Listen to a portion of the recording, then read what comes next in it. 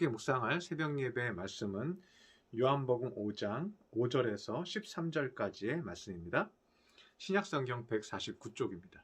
거기 38해 된 병자가 있더라. 예수께서 그 누운 것을 보시고 병이 벌써 오래된 줄 아시고 이르시되 내가 낫고자 하느냐? 병자가 대답하되 주여 물이 움직일 때에 나를 못에 넣어주는 사람이 없어 내가 가는 동안에 다른 사람이 먼저 내려가나이다. 예수께서 이르시되 일어나 내 자리를 들고 걸어가라 하시니 그 사람이 곧 나아서 자리를 들고 걸어가니라. 이날은 안식일이니 유대인들이 병 나은 사람들에게 이르되 안식일인데 내가 자리를 들고 가는 것이 옳지 아니하니라. 대답하되 나를 낫게 한 그가 자리를 들고 걸어가라 하더라 하니 그들이 묻되 너에게 자리를 들고 걸어가라 한 사람이 누구냐 하되 고침을 받은 사람은 그가 누구인지 알지 못하니 이는 거기 사람이 많으므로 예수께서 이미 피하셨음이라. 아멘. 오늘 본문은 예수님이 38년 된 안전뱅이의 병을 고쳐주시는 장면이 기록되어 있습니다. 이 병자는 베데스다 연못의 기적을 바라며 기다리고 있었습니다. 병자는 아무도 이 기적의 연못에 자신을 넣어주는 사람이 없어서 자신이 병고침을 받지 못하고 있다고 예수님께 하소연하게 됩니다. 우리는 이 사람을 통해서 인간의 한계를 보게 됩니다. 내가 생각하는 길이 딱 한 가지입니다. 오직 베데스다 연못에 가끔 오는 천사를 기대하며 줄 서 있는 사람 속에 나도 속하여서 그때 내 병이 나을 것이다. 이것이 이 병자가 기대하는 한 가지 방법인 거예요. 그런데 이 병자를 통해서 우리 자신의 모습을 살펴볼 수가 있습니다. 지난주에도 말씀을 묵상하였지만 우리의 믿음의 한계가 오는 것은 우리가 눈으로 본 것만 믿는다는 것입니다. 오직 하나밖에 방법이 없다. 누군가 나를 저 연못에 넣어주는 것밖에는 없다. 내 상식으로는 그것이 유일한 최선의 방법이다. 우리도 그럴 때가 있다는 것입니다.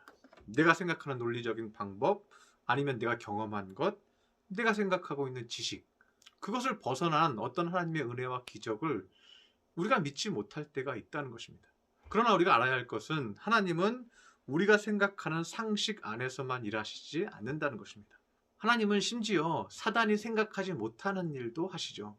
사단의 상식 밖의 일을 하나님은 하십니다. 사단은 예수님이 십자가에 못 박혀 죽으실 때 좋아하며 기뻐했습니다. 그러나 예수님이 십자가에 못 박혀 죽으시는 순간은 마귀가 이기는 순간이 아니라 마귀가 지는 순간이었죠. 왜요? 모든 사람들이 예수 그리스도만 믿으면 모든 죄에서 해방되니까. 예수님이 죽으셨을 때 사단은 좋아할 것이 아니라 슬퍼해야 맞는 거죠. 하나님은 사단의 상식 밖의 일을 계획하시고 예수님을 준비하셨습니다. 예수님은 이 심각한 병자를 아주 단순한 방식으로 해결합니다. 8절에 보면 예수께서 이르시되 일어나 내 자리를 들고 걸어가라. 말씀으로 하신 것이 전부예요. 그 사람이 곧 나아서 자리를 들고 걸어가니라. 예수님의 해결책은 말씀을 선포하시는 것이었습니다. 예수님은 말씀으로 모든 일을 하실 수가 있습니다. 그런데 오늘 본문에서 여기에 대해서 지적을 하고 있는 유대인들의 모습이 나타납니다.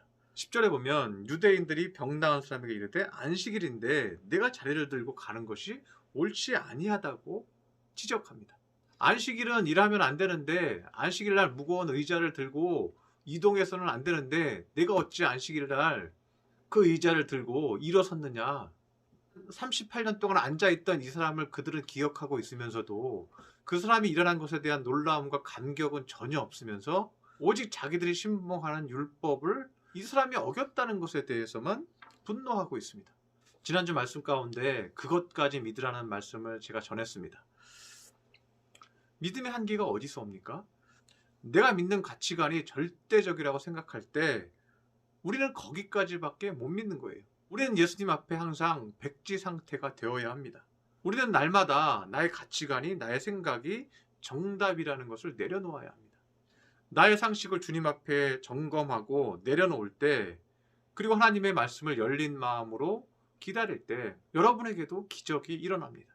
내 생각, 내 경험, 내 지식이 전부가 아니라는 것을 우리는 항상 기억해야 합니다. 하나님이 나의 자녀에게 내가 생각하지 못했던 방식으로 일하실 수 있다는 것을 믿으시기를 바랍니다. 하나님이 나의 가정에, 나의 사업장에 내가 생각하지 못했던 방식으로 일하실 수 있다는 것을 믿으시기 바랍니다. 하나님이 우리 교회에 우리가 생각하지 않았던 방식으로 역사하고 일하실 수 있다는 것을 믿으시기 바랍니다. 내가 옳다 하지 말고 주님의 뜻이 무엇입니까? 주님의 방법이 무엇입니까? 내가 기다리겠습니다. 그리고 기도하겠습니다. 도와주시옵소서. 주님의 방법으로 이루어 주시옵소서. 다니엘서 3장에 보면 다니엘의 세 친구가 우상을 숭배하지 않고 우상에게 절하지 않아서 느부갓네살 왕이 그들을 불 가운데 집어넣게 됩니다. 그런데 다니엘의 친구 셋이서요, 3장 16절에 보면 사드락과 메삭과 아벳느고가 왕에게 대답하여 이르되, 느부갓네살이여, 우리가 이 일에 대하여 왕에게 대답할 필요가 없나이다. 왕이여, 우리가 섬기는 하나님이 계시다면 우리가 맹렬히 타는 풀무불 가운데에서 능히 건져내시겠고 왕의 손에서도 건져내시리이다. 우리가 불 속에 들어갈지라도 살아계신 하나님이 우리를 건져내실 것입니다. 그런데 18절에 보면 그렇게 하지 아니하실지라도 왕이여, 우리가 왕의 신들을 섬기지도 아니하고 왕이 세우신 금신상에게 절하지도 아니할 줄을 아옵소서. 하나님께서 혹 우리를 건져내 주시 않을지라도, 혹 우리가 거기서 죽거나 순교당할지라도 우리는 왕이 세운 우상에게 절하지 않겠습니다. 왜 그랬을까요? 하나님의 자신들의 죽음까지도 책임져 주실 것을 믿었다는 거예요. 살아계신 하나님께서 불 가운데 살려주실 것이라고 믿지만 혹 그렇지 않아서 우리가 죽을지라도 거기에도 하나님의 뜻이 있다. 그것까지 믿는 거죠. 그래서 우리는 그 신상에게 절하지 않겠습니다. 왜냐하면 우리가 죽을지라도 영원한 천국에서 하나님을 만날 것이기 때문입니다. 이 말이죠. 그래서 우리는 절망할 일이 아무것도 없습니다. 이미 천국의 시민권을 받은 하나님의 백성입니다. 우리가 살든지 죽든지 주님께서 우리를 책임져 주실 것입니다. 우리가 더 큰 것을 믿어서 속상해하고 근심하고 고통 중에 빠지지 말고 거룩한 하나님의 영광 가운데 기뻐하며 모든 일을 감당하는 거룩한 주의 자녀들이 되시기를 축원합니다. 기도하겠습니다. 할렐루야. 사랑과 은총에 충만하신 주님, 38년 된 병자가 베데스다 연못에서 기적을 발했습니다. 그러나 주님께서 그가 생각하지 못한 방법으로 말씀으로 그를 일으켜 세우셨습니다. 그러나 유대인들은 안식일에 그가 자리를 들고 일어선 것을 지적하며 공격하였습니다. 그들은 하나님이 주신 기적과 은혜를 바라보지 않았습니다. 오직 자신들의 가치관과 생각에 사로잡혀 은혜를 보아도 기적을 보아도 감동하지 않았습니다. 주님, 우리가 믿는다 하면서 우리의 상식만 생각하는 자 되지 않게 하여 주옵소서. 얼마든지 주의 기적을 기대하며 바라게 하여 주옵시고 주님께서 생각지 못한 방법으로 우리를 도우실 것을 믿게 하여 주시옵소서. 그래서 그 기적을 모두 체험하는 우리 믿음의 성도들 삼아 주시옵소서. 귀한 말씀 주시니 감사드리며 예수님의 이름으로 기도드렸습니다. 아멘.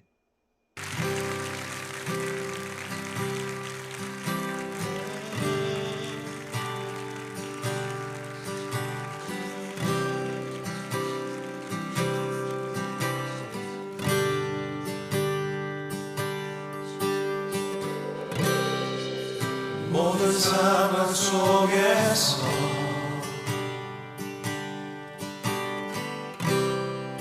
주를 찬양할지라.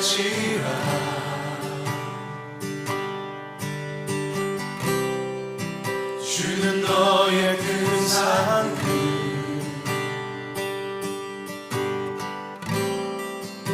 큰 도움이시라.